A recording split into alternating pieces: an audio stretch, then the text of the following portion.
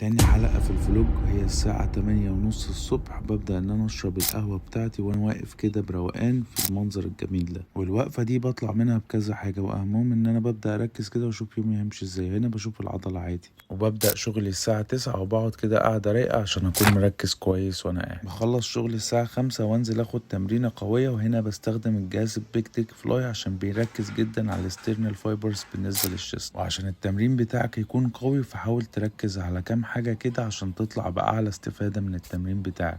اولا كده الماسل مايند كونكشن، وانك انت تكون مركز في كل حاجة بتلعبها. وتاني حاجة حاول دايما في اخر كام عدة انك انت توصل للفشل العضلي عشان تكون خدت اعلى استفادة من التمرين بتاعك. بس مش معنى كده انك انت تلعب بس اوزان وخلاص، حاول دايما انك انت تلعب صح، يعني تقل والعب صح. وحاول دايما اي حاجة في حياتك ادام انت عملتها يبقى تعملها للاخر صح، وتعملها كاملة وعلى اكمل وجه، يعني مش مجرد كرواتة وخلاص. ما تنساش الكارديو عشان ده مهم اذا كنت بتزيد او بتخس.